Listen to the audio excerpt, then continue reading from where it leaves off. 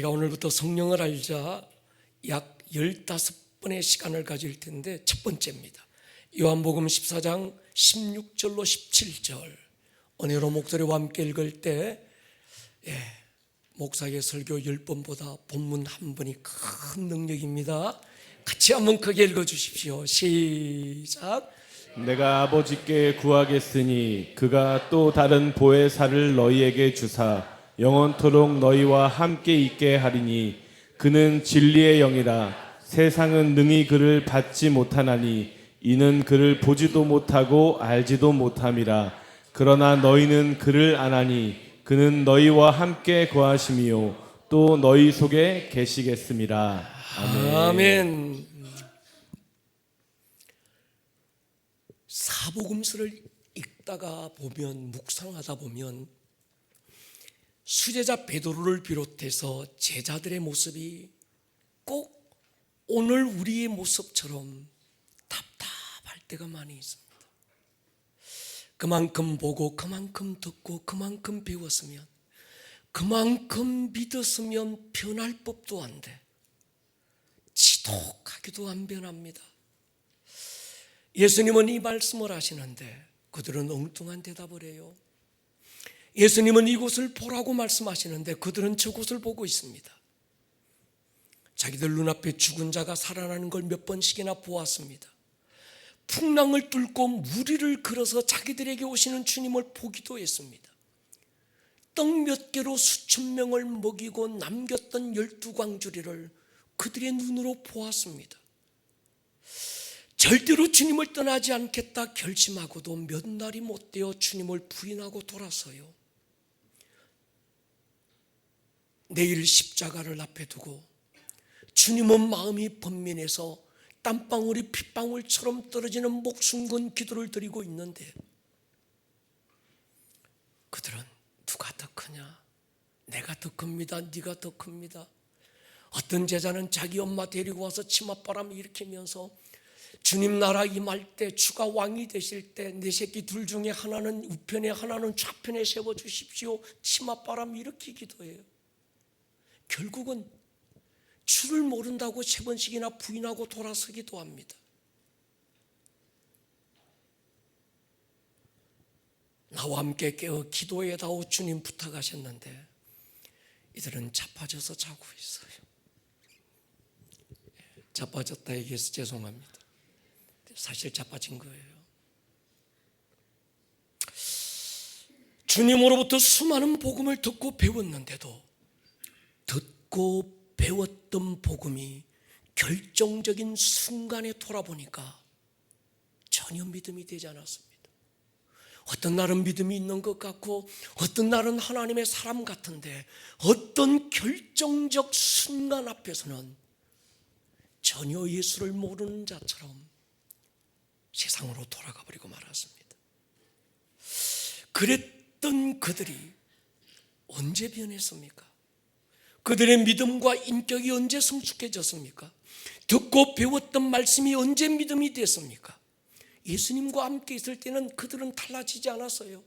예수님으로부터 직접 주님의 어떤 그 복음을 듣고 배웠지만 듣고 배웠던 복음이 믿음이 되지 않았습니다. 언제 믿음이 됐습니까? 성령이 임하면서 믿음이 되기 시작했습니다. 성령이 임하면서 그들의 눈빛이 달라지기 시작해서요. 성령이 임하면서 그들의 걸음걸이가 당당해지기 시작했습니다. 성령이 임하면서부터 주님의 복음이 그들로 살아내는 은혜가 임하기 시작했습니다.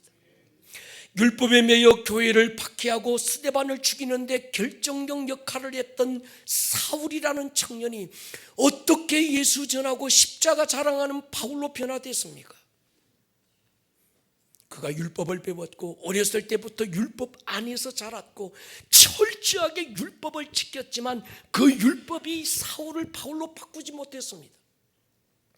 아나니아라는 선지자를 통해서 안수받고 성령이 임하고 눈의 비늘이 벗겨지면서 사울이 바울로 달라지기 시작했습니다. 여러분, 성령으로 하지 않고는 사람의 변화는 불가능합니다. 기분 나빠도 아멘 하셔야 합니다. 성령을 받아야 달라집니다. 성령으로 하지 않고는 예수를 주라고 할 수도 없고, 성령으로 하지 않고서는 예수님의 말씀을 깨달을 수도 없고, 들었던 말씀이 믿음이 될 수도 없습니다. 성령의 도우심이 없이는 그 믿음이 자라갈 수도 없습니다. 특별히 시즌 성령님에 대해서 우리가 정확하게 알 필요가 있습니다. 알아야 인격적 교제가 이루어집니다. 알아야 그분 뜻을 분별할 수 있습니다. 아멘입니까? 여러분, 성령을 알아야 영어로 기도하는 게 뭔지 알고요, 성령을 알아야 영적 전쟁에서 이긴다는 게 뭔지 압니다. 성령을 받지 않고서는 살아갈 수가 없어요. 보세요, 예수님도 직접 제자들에게 3년 6개월을 가르치고 보여주고 돌려주고 함께 했는데도 그들이 안 변했어요. 그래서 주님은 성령을 받아라 말씀하신 거예요. 성령을 받으십시오. 그래서 우리는 당분간 매주일 성령을 알자라는 주제로 말씀을 나눌 것입니다.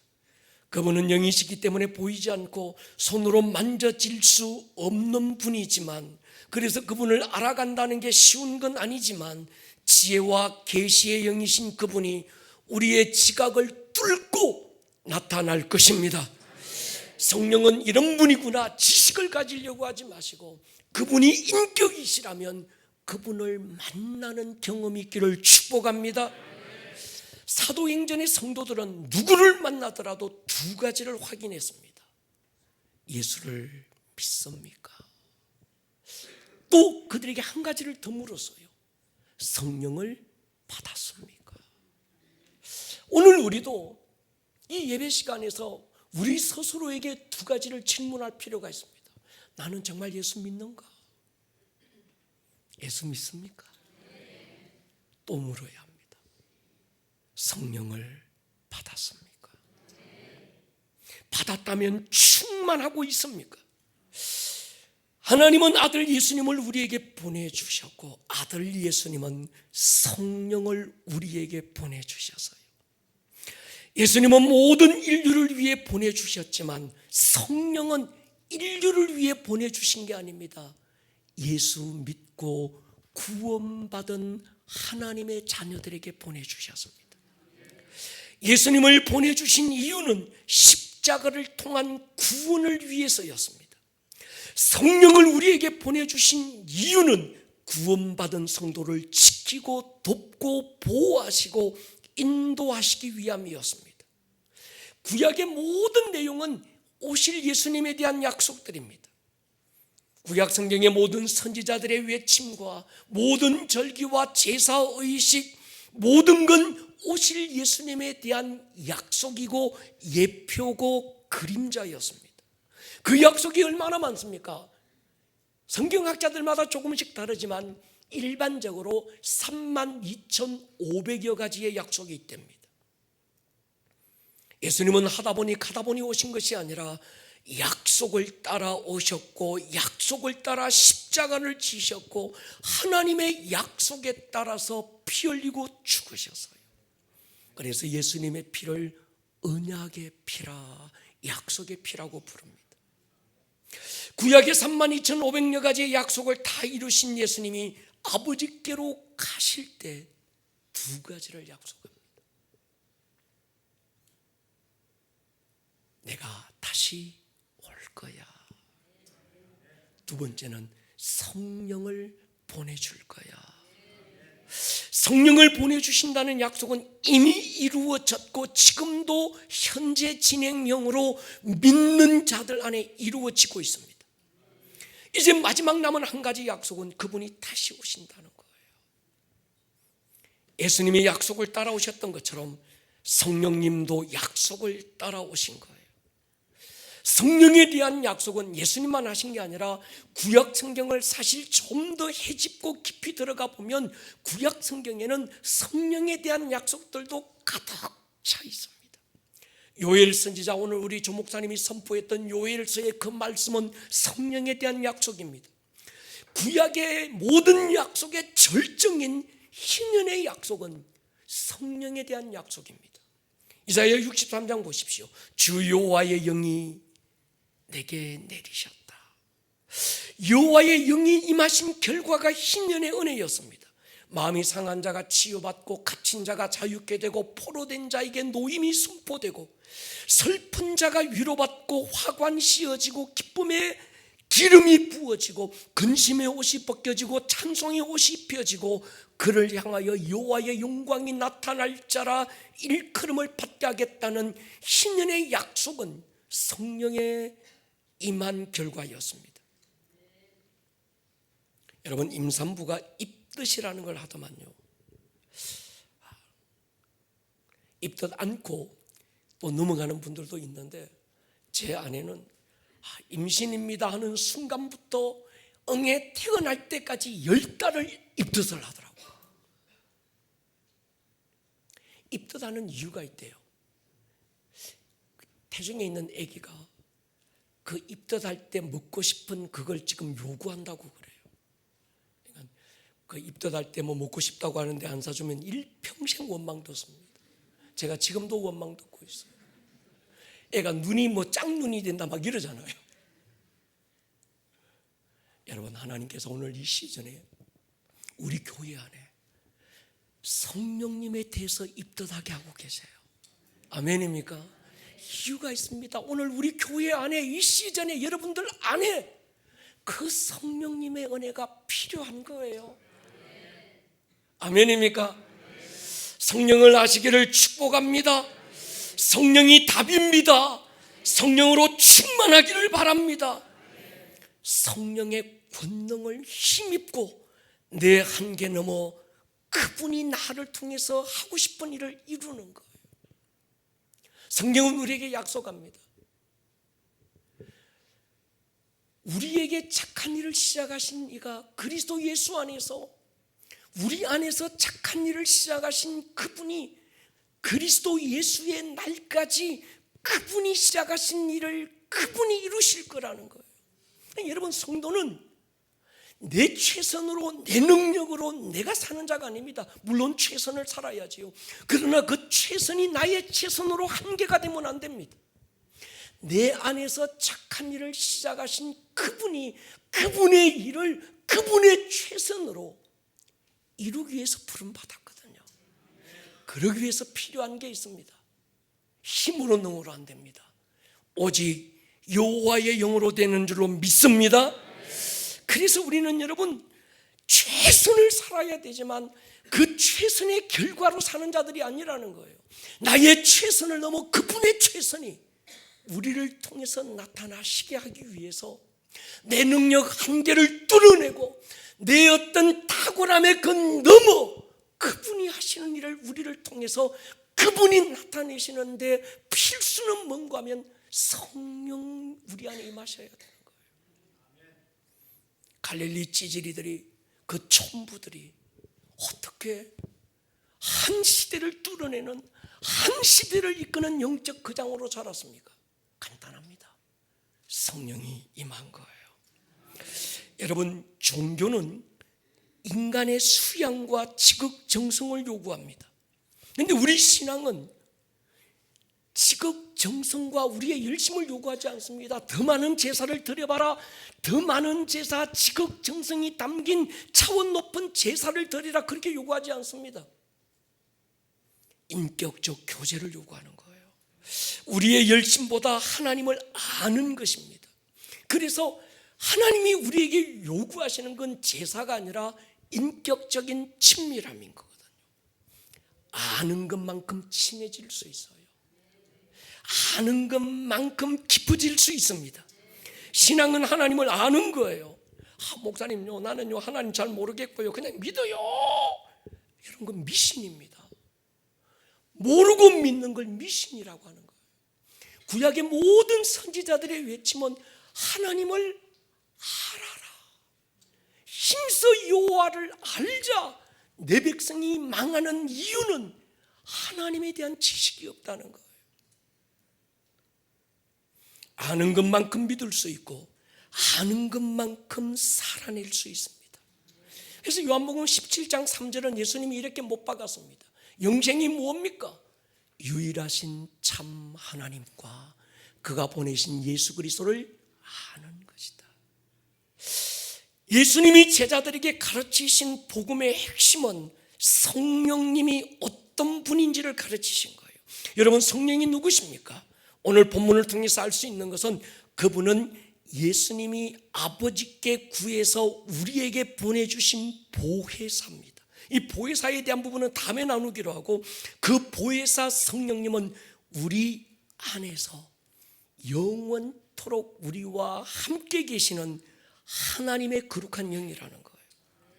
그분은 진리의 영이시고 세상은 성령을 알 수도 없고 볼 수도 없고 받지도 못하지만 예수의 피로 거듭난 성도들, 하나님의 자녀들 영 안에 오셔서 우리를 성전 삼고 거하시는 분입니다. 보통 성령하면 불같은 성령, 물같은 성령, 바람 같은 성령이라고 표현하는데 정확한 표현은 아닙니다. 사도행전 2장을 읽어보면 처음 성령이 강림하실 때 두 가지 현상이 나타납니다. 하나는 불의 혀처럼 갈라지는 게 보였어요. 두 번째, 들리는 게 있었는데 급하고 강한 바람 소리가 막 들렸습니다. 그래서 사람들은 이 현상을 두고 불같은 성령, 바람 같은 성령이라고 얘기합니다. 네, 여러분, 히브리서 1장 7절에서는 그때 보였던 불과 바람이 무엇인지를 소개합니다. 또 천사들에 관하여는 그는 그의 천사들을 바람으로 그의 사역자들을 불꽃으로 삼으시느니라. 다시 말씀드리면 성령은 영입니다. 아멘입니까? 하나님이신 영이기 때문에 눈으로 보여지고 육안으로 보여지고 귀로 들을 수 없습니다.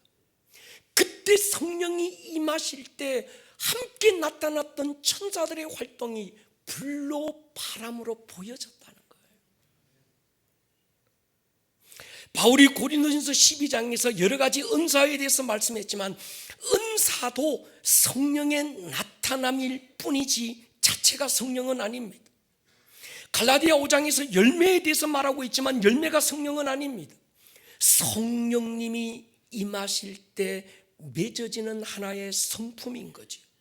쉽게 얘기하면 봄이 오면 꽃이 핍니다. 그렇다고 꽃이 봄은 아닌 거예요. 봄이 왔다는 하나의 현상인 거예요. 성부 하나님이 하나님이신 것처럼 성령님은 하나님입니다. 성자 예수님은 하나님입니다. 우리는 이를 삼위일체라고 부르는데 삼위일체 하나님을 인간 차원의 논리나 관념으로 설명하고 이해될 수는 없습니다. 설득될 수도 없어요. 그렇지만 하나님이 이해의 대상이 아니라 믿음의 대상이라면 삼위일체는 이해하는 것이 아니라 믿어야 되는 거예요.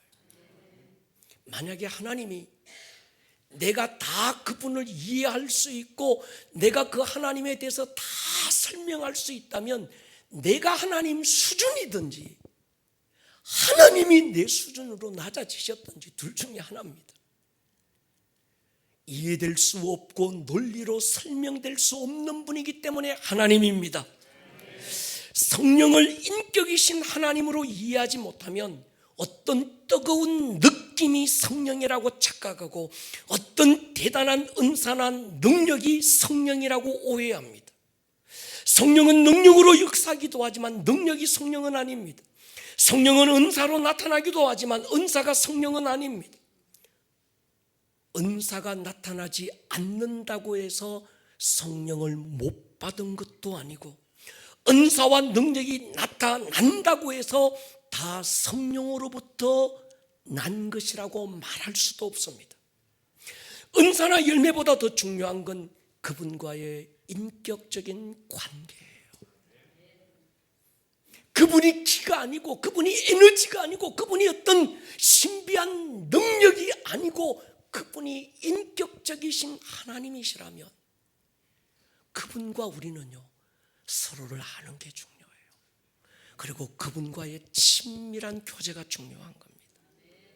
한국교회가 그랬습니다. 능력받고 은사받자. 오순절 계통에서는 능력받아야 돼, 은사받아야 돼. 그래서 산속에서 소나무 뿌리 흔들면서 성령 충만, 능력 충만 막 부르짖었습니다. 하다 보니까 손바닥이 막 뜨거워져서 성령님 나를 찾아오셨구나. 산 기도하다가 갑자기 뭔가 확 지나가면서 가슴이 뜨거워져서 야, 성령님이 드디어 내게 오셨구나. 손바닥이 뜨거운 건 갱년기 증상이에요. 그게 성령님이 아닙니다. 그렇게 나타나실 수도 있지만 목사님요, 나는 손바닥이 안 뜨거워져서 난 성령 못 받았는데요. 바보예요. 그렇지 않습니다. 인격적인 친밀함이 없는 능력과 은사는 오래가지 못했습니다. 반대로 이론적인 제자 훈련, 그래서 성부, 성자, 성령 삼위일체가 아니라 성부, 성자, 성경 삼위일체라고 착각하고 우리는 성령 몰라도 됩니다. 우리는 그저 성경만 열심히 읽고 제자 훈련 열심히 하고 지식적으로 뭔가 가지면 됩니다. 그래서 성부, 성자, 성경을 얘기했던 일부 이 복음주의 노선에서는 성령님을 무시했습니다.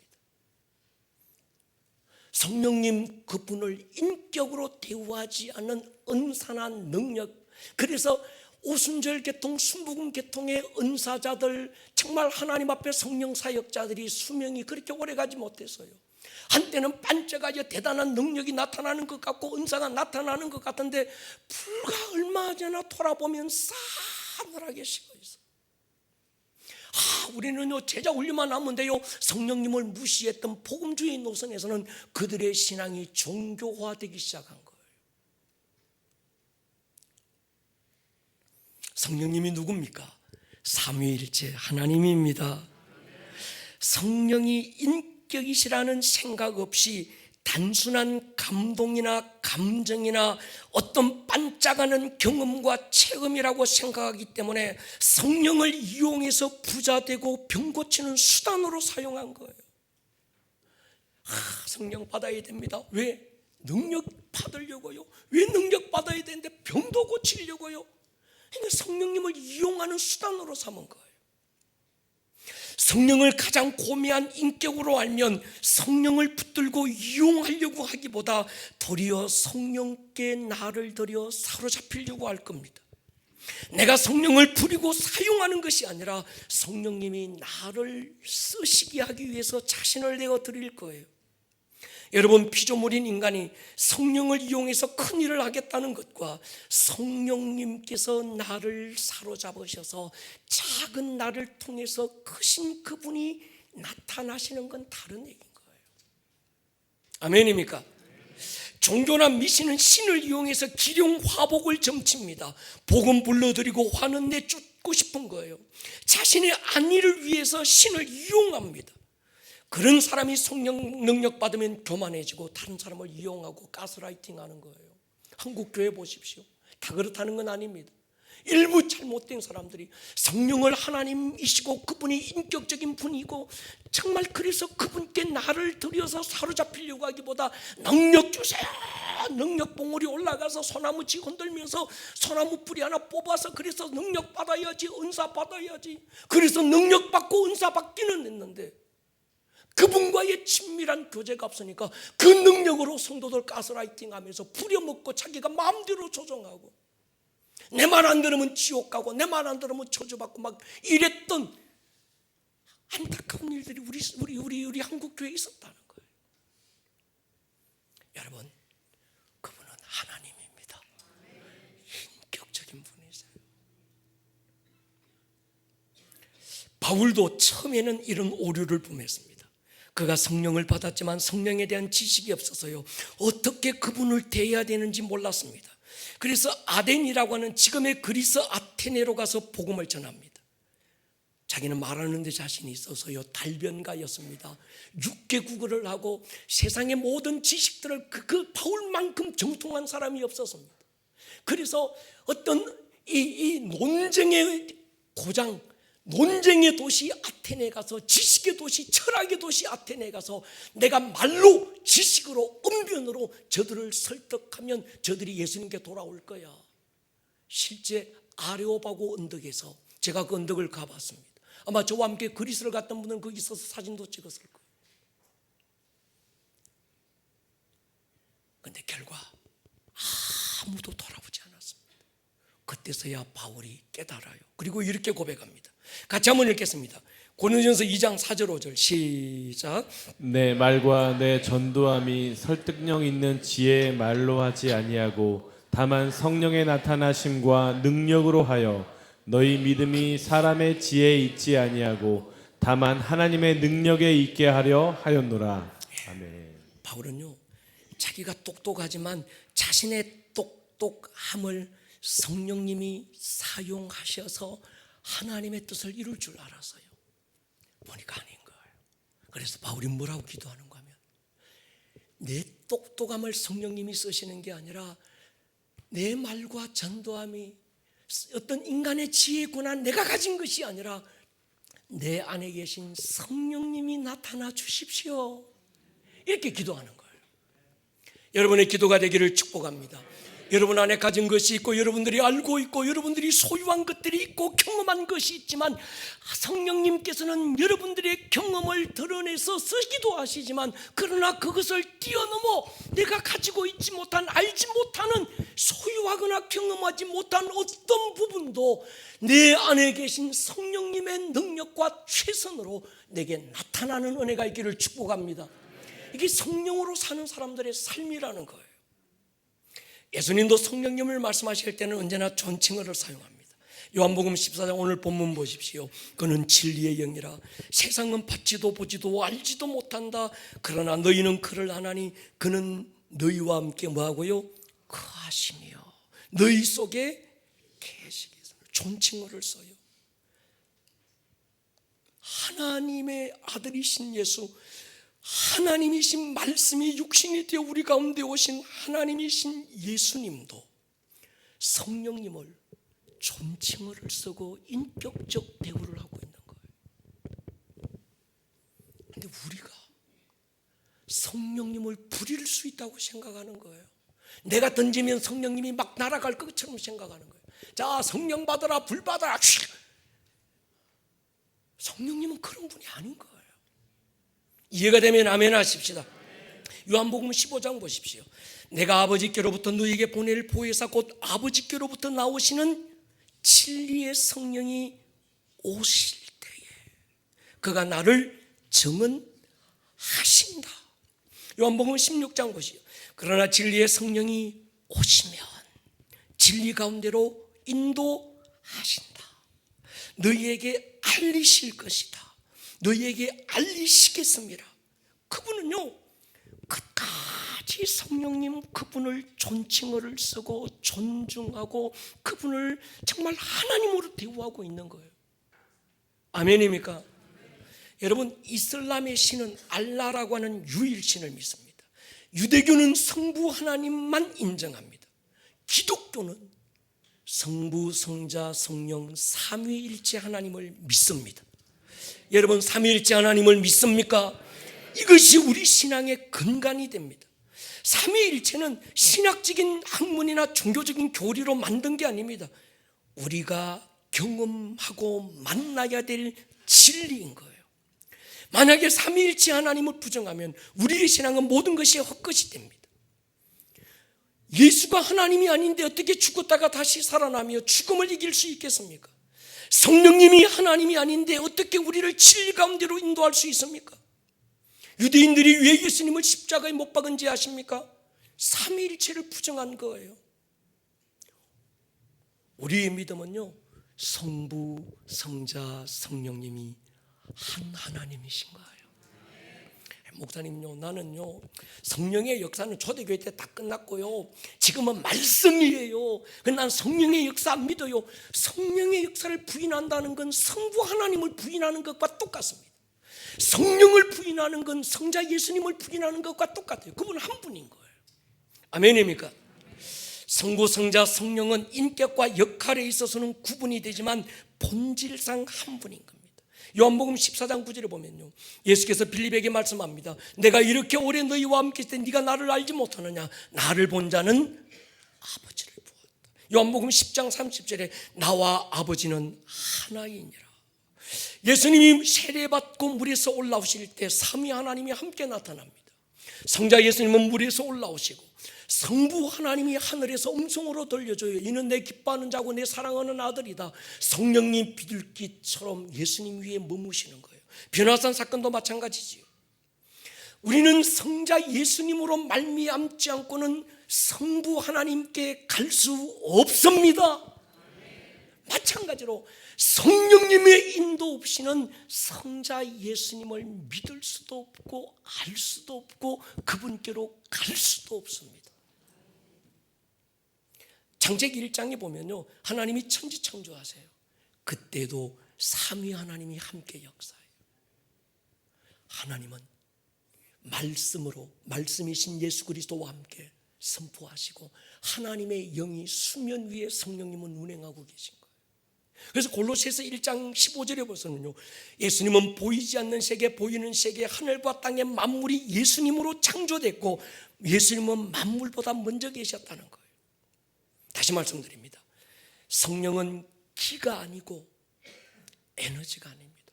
요즘 무슨 기체조, 무슨 기술연 99%가 귀신한테 쏟습니다. 그런 데 가지 마세요. 성령은 기가 아니고 에너지가 아닙니다. 그분은 하나님의 영이고 하나님입니다.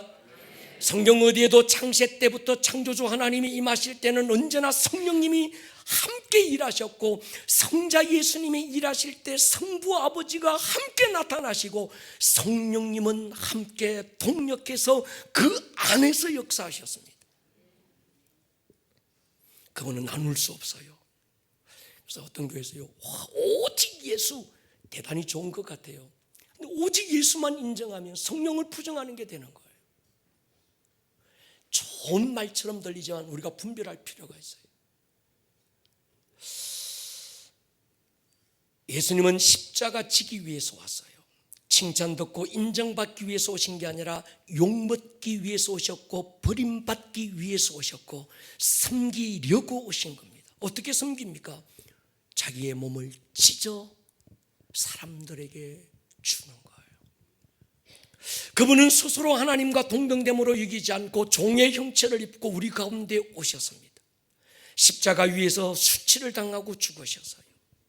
왜 그랬습니까? 그 일을 위해서 오신 거예요. 피 흘림이 없이는 죄사함이 없기 때문에 피 흘릴 수 있는 조건은 육체밖에 없는 거예요. 그래서 말씀이신 그분이 육을 입고 종의 형체를 입고 우리 가운데 오신 겁니다. 이사야 53장은 이렇게 말합니다. 그는 실로 우리 짊어지고 우리 슬픔을 당하였거늘 우리는 그가 징벌을 받아 하나님께 맞고 고난을 당한다 했다. 그가 찔림은 우리의 허물 때문이고 그가 상함은 우리의 죄악 때문이라. 그가 징계받음으로 우리가 평화 누리고 그가 채찍에 맞음으로 우리는 나음을 받았도다. 아멘입니까? 우리는 다 양 같아서 그릇 행하여 각기 제 길로 갔거늘 여호와께서는 저와 여러분들의 모든 죄악을 누구에게? 예수님께 담당시키신 거예요. 더하여 알아야 될 지식이 있습니다. 십자가에서 우리의 모든 죄를 대신 담당하신 예수님은 다시 오실 거예요. 그러나 다시 오시는 재림 예수님은 고난의 주로 오지 않습니다. 그분이 처음 이 땅에 올 때는 피 흘리기 위해서 육체를 가지고 마리아의 아들로 아기로 오신 거예요. 사람의 모습으로 올 수밖에 없습니다. 왜요? 몸이 있어야 피 흘릴 수 있기 때문에. 근데 그분이 다시 오실 때는 몸으로 오시는 게 아니에요. 누구의 아들로 오시는 게 아니에요. 2000년 전 칼보리 언덕에서 올리신 예수님의 피가 뭔가 부족하고 뭔가 아쉽고 뭔가 배틀이 탈듯이 다 달아서 또 새롭게 피 흘려야 되기 때문에 몸을 입고 오시는 게 아니라는 거예요. 그분은 심판주로 오실 것입니다. 천사들을 데리고 오실 것입니다. 근데 오늘 이 시대 보십시오. 자칭 재림예수라고 하는 사람들이 얼마나 많습니까? 신천지의 이 아무개부터 하나님의 교회 안상모 이런 사람들, 자기가 재림예수고 자기가 어떤 성령 보혜사고. 여러분, 누구의 아들이라면 재림예수 아닙니다. 아멘입니까? 저는 자칭 재림예수라는 사람이 나를 찾아온 적이 있었어요. 간이 배밖에 나왔지. 지가 재림예수래. 그 내가 물었어요. 아들이 있냐 물으니까 아들이 있대. 서방님이냐 하니까 서방님도 있대. 부모님 계시냐 그랬더만 아버지는 돌아가시고 엄마는 살아계신데. 에라이, 네가 재림예수가 아닌 이유가 바로 그거야. 여러분, 2000년 전 예수님의 피 흘리심은 오고 오는 모든 세대의 모든 죄를 다 사하기에 충분했습니다. 그분의 한 방울 피가 모든 인류를 대신하신 거예요. 아멘입니까? 그런데 성령님이 오신 이유는요, 목적이 다릅니다. 그분은 수치를 당하기 위해서 오신 게 아닙니다. 고난을 당하기 위해 고난의 종으로 오신 게 아닙니다.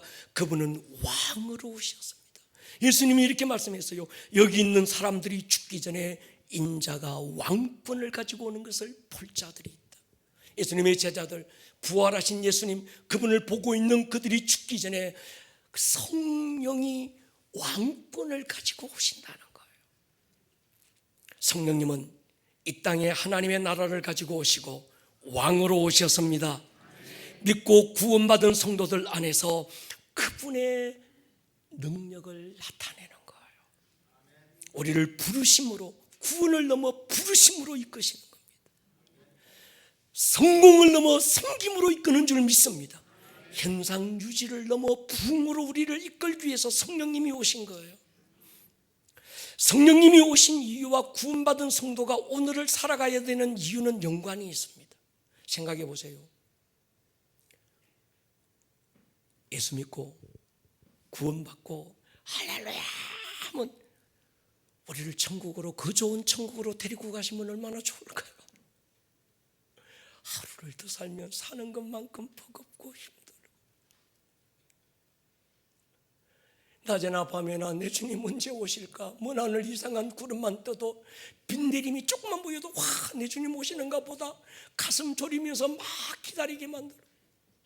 좀 그러지 말고 할렐루야 구원받았습니다 예수야 하고 딱 천국으로 바로 팍 공간 이동해버리면 얼마나 좋겠어요. 그 좋은 천국에서 살지 이 땅에서 뭐 살겠어요. 그러지 않고 오늘을 살게 하는 이유가 뭘까요? 그러지 않고 오늘 그 공부하는 이유가 뭘까요? 오늘 그 일을 하게 하시는 이유가 뭘까요? 예수 믿는 사람과 믿지 않는 사람, 구원받은 사람과 구원받지 못한 사람들이 오늘을 살아가야 되는 삶의 이유가 달라야 되지 않을까요? 성령을 보내주셔서 그 성령님을 통해서 오늘 예수님의 영광을 내 삶 가운데 드러내라는 거예요. 할렐루야. 여러분의 부르심을 성령님 안에서 찾을 수 있기를 축복합니다. 목사님, 오늘을 살아야 되는 이유가 뭘까요? 성령님 안에서 찾으세요. 성령님과 함께 하루를 사세요. 아멘입니까? 그분의 도움을 힘입을 수 있기를 주의 이름으로 축원합니다. 사모하면 만나 주십니다. 갈망하는 자에게 자기를 나타내시는 거예요. 다시 말씀드립니다. 성령은 기도 아니고 에너지도 아니고 어떤 능력이 아닙니다. 그분은 최고의 인격이시고 하나님입니다. 그래서 그분은요, 우리에게 말씀하세요. 내가 드리는 대로 그냥 잡수세요. 이게 아니에요. 그저 깎아놓은 어떤 돌이나 깎아 만든 어떤 그 나무 앞에서 내가 차려주는 대로 당신은 그냥 드시기만 하세요. 이 우상 섬기는 신 믿는 게 아닙니다. 그분이 살아계신 인격이시기에 우리에게 말씀하시는 거예요. 요한계시록 보십시오. 귀 있는 자는 성령이 교회들에게 하시는 말씀을 들을지어다. 이기는 그에게는, 여러분, 성령님은 교회에게도 말씀하지만 여러분에게도 말씀하십니다. 그러니까 여러분, 내 요구가 이거고 내가 필요한 게 이러고 내가 다급한 게 지금 이거니까 능력만 주세요, 힘만 주세요, 은사 주세요, 내 요구만 알아달라고 막 아웅방하지 마시고 그분이 내게 무엇을 요구하시는지 들으세요. 잠잠히 그분 앞에 머무는 게 필요합니다.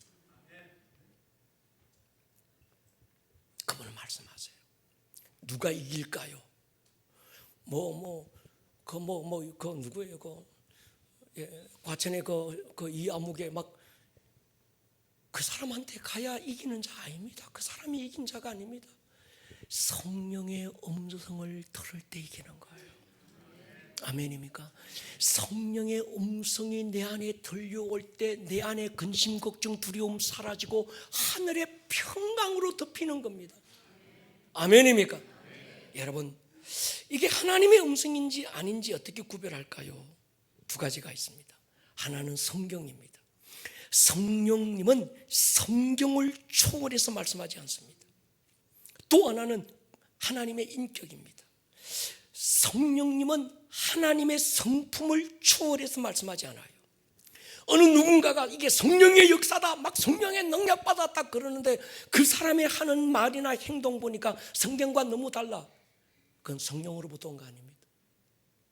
그 사람의 어떤 그 삶의 열매를 보는데 정말 예수님의 성품과는 너무 달라.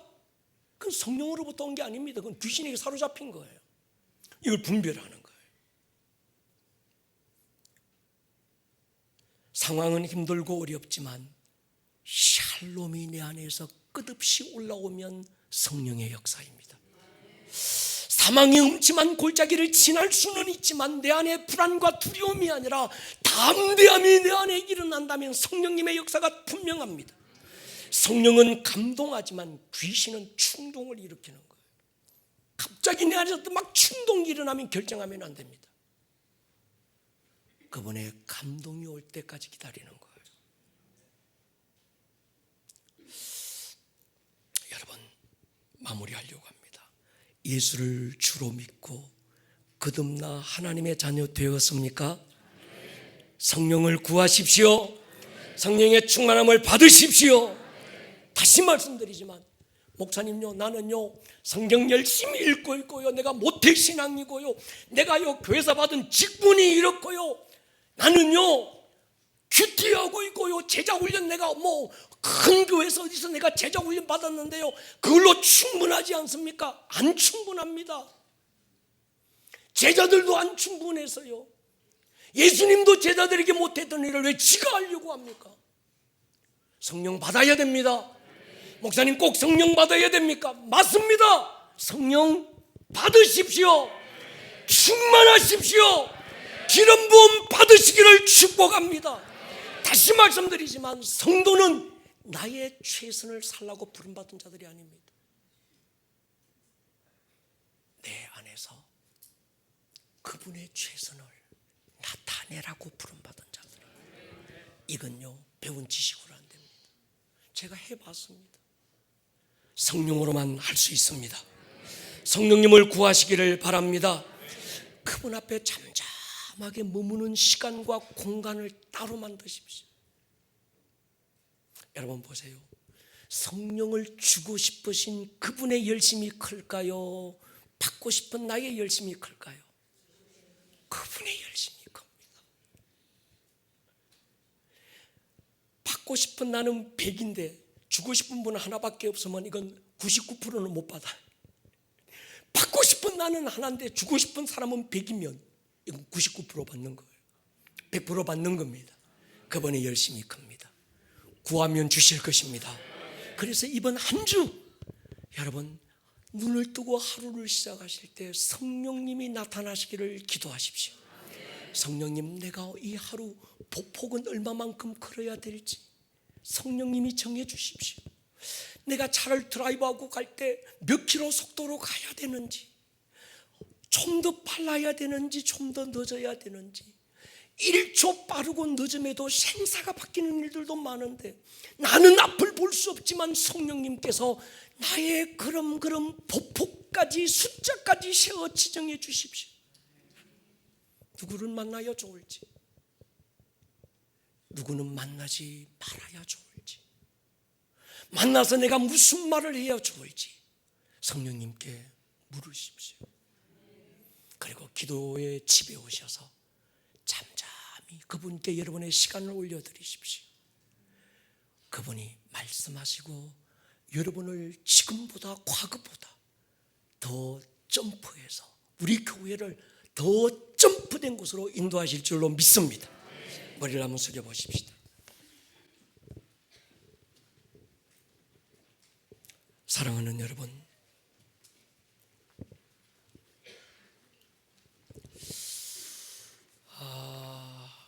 오늘 주님 우리에게 말씀하세요.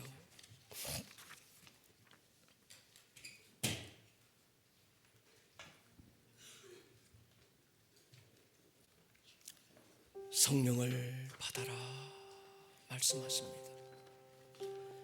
성령의 충만함을 받아라. 성령님 오셔서 내 영혼 채워주십시오.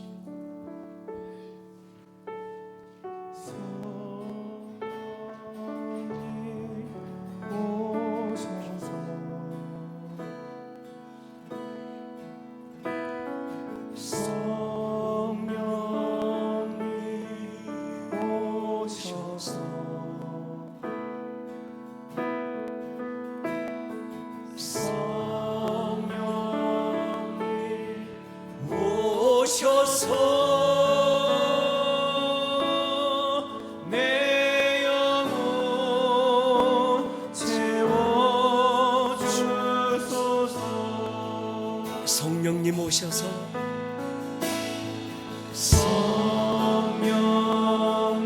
자리에서 우리 한번 일어설까요? 가슴에 손을 한번 얹으십시오. 오늘 이 시간 말씀을 듣다가 찬양하다가 기도하다가 성령에 대한 갈망이 일어나는 건 성령께서 여러분을 터치하고 계신 것입니다. 성령님 오셔서 내 영혼 채워주소서. 전심으로 한 번 더 선포할까요? 성령님 오셔서 성령님 오셔서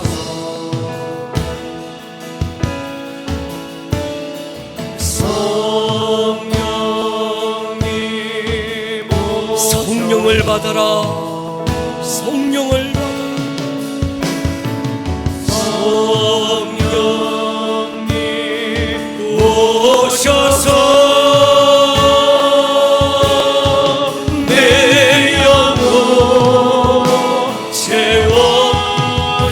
고백할까요? 성령님 오십시오. 성령님 오셔서 성령님 오셔서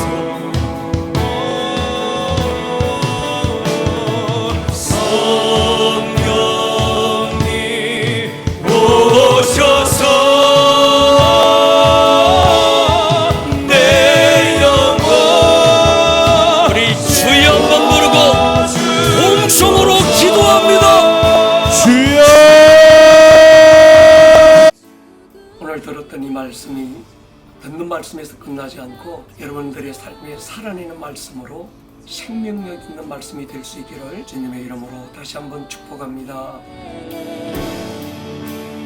온 하늘